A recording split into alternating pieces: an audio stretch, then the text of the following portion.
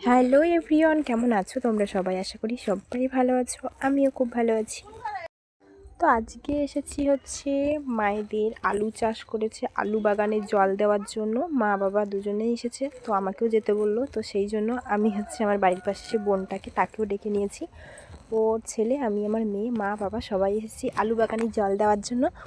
তো চলো তোমাদের ব্যাক ক্যামেরায় দেখাই। এখানে দেখো অনেক কিছুই সবজি রয়েছে, যেমন আলু, বেগুন, তারপরে হচ্ছে পালং শাক, টক পালং, অনেক কিছুই। তো এখানে বোন তুলছে পালং শাক, আর ওর ছেলে ওখানে দাঁড়িয়ে রয়েছে। তো আমি একটু ক্যামেরা করছিলাম। দেখতে পাচ্ছ আলু গাছ কিন্তু অনেক বেরিয়ে গেছে। তো এখানে জল দেওয়ার জন্যই এসেছে, মা বাবা ওখানে জল দিচ্ছে। তো আমি হচ্ছে আলুর যে এগুলোই জল দেওয়ার জন্য কোদাল দিয়ে আমাকে বলেছিল ওগুলো কেটে দিতে, যাতে সবগুলোই জল যায় ঠিক মতো। তো আমিও দিচ্ছিলাম জল, কিন্তু সোনামা এত কান্না করছে, তো সেই জন্য ওকে কোলে নিয়ে দাঁড়িয়ে আছি। জল দিতেই দিচ্ছে না, ও আমার কাছে আসার জন্য কান্না করছে। তো এখানেই সবসময়, এটা কিন্তু বাড়ির থেকে অনেকটা দূরে। তো এই জায়গায় আগে বাড়ি ছিল, এখন হচ্ছে রাস্তার পাশে বাড়ি হয়েছে। তো এটা কিন্তু নদীর সাইডেই, এখানে মায়েদের জায়গা রয়েছে, সেখানেই হচ্ছে এই যে আলু চাষ টাস করে। আগে ধান চাষ করতো, কিন্তু এখন আলু চাষ করে।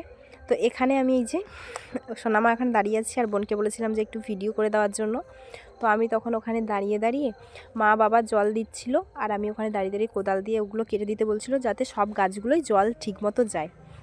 তো মায়েদের প্রতি বছরই এরকম চাষ করে, আলু চাষ করে, কচু চাষ করে। আমাদের ওদিকে মানে আমাদের করে না। তো তো আজকে আমাদের সোনার পাপাও আসছে, বেরিয়েছে কোন সকালবেলা, এখনও এসে পৌঁছয়নি।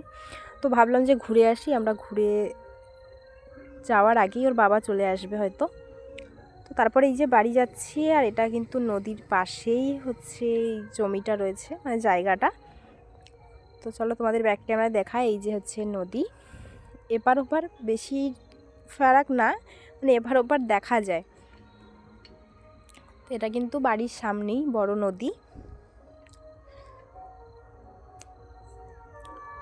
তো সোনামাকে যেই একটু ছেড়ে দিয়েছে, তোমরা দেখলেই বুঝতে পারবে যে একা একা কত খুশি, ও একা একা হাঁটছে এদিক ওদিক, নুনো ধুলোয় পায়ে ভর্তি হয়ে গেছে, তবু এদিক ওদিক হাঁটছে। তো এই জায়গাটা তোমাদের কেমন লাগলো? আর আমি কিন্তু এই মানে যেদিন থেকে এসেছি, এর আগেও যখনই এসেছি প্রতিবার ভাবি যে যাব, কিন্তু আসা আর হয় না নদীর ধারে, মানে ভিউটা এত সুন্দর আসে। তো চলো আজকের মতো টাটা। ভিডিও